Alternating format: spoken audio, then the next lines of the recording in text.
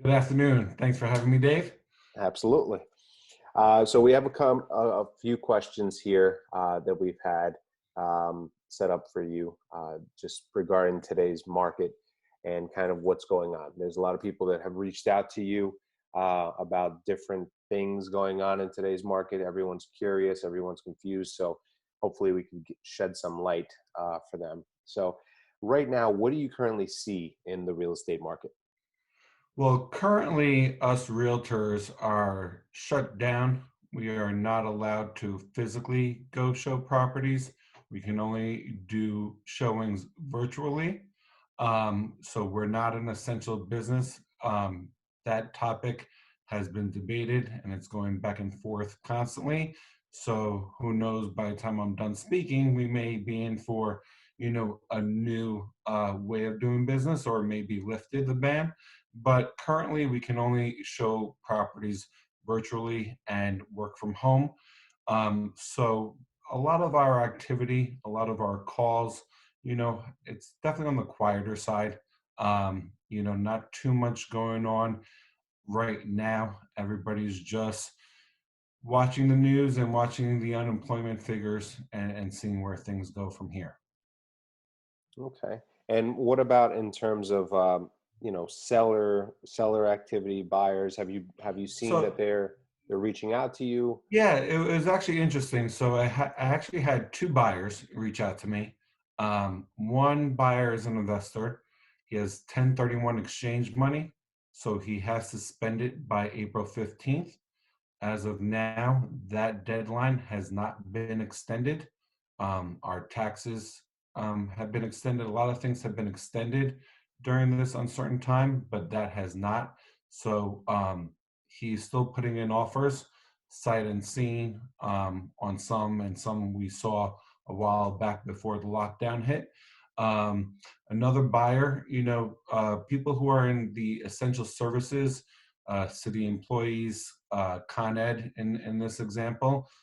They're working from home. They're busier than ever, still getting paid. And a property we saw a while back. So we have rekindled those conversations between buyer and seller. So we're in discussions currently as well. In terms of our sellers, we've still gotten a lot of, a couple, can't say a lot, a couple of buyer inquiries. People starting to, maybe get a little bit more confident or a little bit more hopeful, I should say. Hearing some potentials of when this may end, seeing some rates come down, both mortgage rates as well as sickness and death rates. So sellers, we are still updating them constantly on the market on if we have had any activity or if we haven't. We're our whole purpose of us realtors is always to stay in constant communication with our sellers, update them on the market as a whole, and be, the economist of choice for them. So our duties don't end even though we're in lockdown right now. What is the Key Team doing for their active clients? So in terms of our active sellers and our active listings, we're doing a lot of social media still, making sure that our properties stay in front on a consistent basis in front of the buying public, from Instagrams and LinkedIn's and Twitters and Facebooks, using KW's Facebook lead accelerator to target market around those listings. We realize, it is a sensitive time, but at the same time, our audience is home. They're in front of their computer. They're in front of their apps. If they feel confident in their jobs or ability to buy a property, there's no better time than now. Interest rates are at an all-time low, not an all-time low, but very low, 3.3, 3.5, depending, as well as there's very limited competition. We've experienced some very hot markets recently here in Queens, Brooklyn, and Nassau County, where there have been bidding wars. With the people, not too many people feel confident enough in the current environment. So if you're one of the people that do, you have a rare opportunity with low interest rates. You can afford more, as well as limited competition. So perhaps avoid a bidding war like we've seen in the past. Okay, and one thing that I have seen is that your guys' strength is on lead capture from those platforms that you mentioned, from your own website and such, and you also have follow-up systems that you have in place to make sure that when buyers do reach out to you about those, current listings that you have, you're going to be on top of that. And as soon as this is lifted and they can't see the property, not everyone's going to do sight unseen and make offers, right? The people are still. Not in this market in Queens where, our price is pretty high, so most people will need to see homes before they purchase. Right. So your nurturing system is something that I want to make sure is very much highlighted because you Oh will yeah, be on we're top we're keeping we're keeping a running tally, of names, phone numbers, email addresses. We're nurturing them. We're setting them up on drip campaigns of all leads that come in.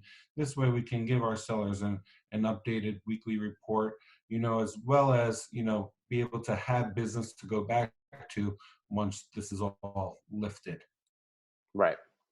So now that does make a lot of sense. Now, would you say that have you seen activity increasing based on, let's say, the last few days of Cuomo's updates on things, lightening up a little bit, even though it's not really lightening up, but you know what I mean? This past Monday, so today is Thursday. Thursday. Yeah. Monday is when it started a little bit more than the past 2 weeks. Um, and it was actually literally Monday is when these two buyers that I referenced earlier came out of the woodwork. Okay. Started to get a little bit more inquiries. So the stock market has gone up in the past couple of days. Those death tallies and the sickness tallies have decreased. So whenever there's optimism, we all try and jump onto that. And Yeah. and I think in this case, in this week in particular, some buyers and even some sellers, start to have their wheels turn. Okay. And have you had in your, I guess, in your pipeline or with the clients that you have, I should say, have you had buyers that that no longer qualify for mortgages based on these unemployment numbers and other things? Yeah, it's unfortunate. Many of these buyers you know, have been in the process for a while. Some buyers have lost out on homes in the past and have been in contract. With this, new unemployment and new era that we're in, a lot of mortgage companies are doing verification of employment 24 hours before closing. So they're making sure that you do have a job. And with the unemployment numbers being where they are, we've seen at the very last hour that, buyers no longer qualify because they've been, let go of their current employment. Or they've been reduced from full-time to part-time. So, banks are doing their check right up to, like I said, 24 hours before closing to make sure things are in place and people are still employed. So it's unfortunate in that sense, but I think on the flip side, I think buyers understand that if I don't have a job, I don't want to get locked into a 30-year mortgage that I'm on the hook paying X amount of dollars per month. So some have seen it as a blessing in disguise and have the right attitude that I'll get back, to work when all this, settles down, and I'll get back right out there. A lot of people are expecting maybe we'll see an increase in inventory levels as well when we get done with this. Right. Yeah, there's a lot to be seen once this is all over, but that's one of the important things of you being the economist of choice and staying on top of those trends. And then once things have changed, you'll be able to, relay that information to customers, clients, prospects, all of that. So that's That's essential what for we look sure. forward in helping people, dissect what's going on. We are in a global economy. It's not just real estate. It's not just local. Yep. Everything that goes on everywhere, affects us here in Queens, Long Island, Brooklyn, New York. So to wrap up, what would you tell a prospective seller considering selling in today's market? You know, your two things. One is going to be make sure this is definitely not the market where you can throw your house on the market to see, if you can get the dollar that you want. You have to be realistic. You also have to have a plan in place. Um, those days, especially with the buyers and mortgage programs being where they are, things are changing daily. So if you have to pause as a seller and say, go into contract, but now you're like, okay, well, I have to go find a property to buy to live in. That can be done, but it is playing with fire a little bit, because if that buyer that you're in contract with loses their job, or gets sick, now it's a domino effect that looking to avoid. So maybe a short-term stay, a rental, hotel, or family members, if there are options, are things to look into or things to consider. If you have a second home, maybe you go there, your vacation home, as a holdover place. But as a seller, you should really have a plan in place, have done your homework, have done your exploring. You're not going to see what we've seen in the past of double digit, offers, or multiple offers, or even a ton of showings. At the end of the day, it only takes one buyer to buy your home. You can't sell your home to three buyers or more, or two or more. Right. So you may get only one showing, and that one buyer may be the one that ends up buying your home. So you have to be quick to act, have a plan in place, and also watch out. You have to be realistic on price. We're starting to hear about some short appraisals coming in, and some appraisal issues with lending.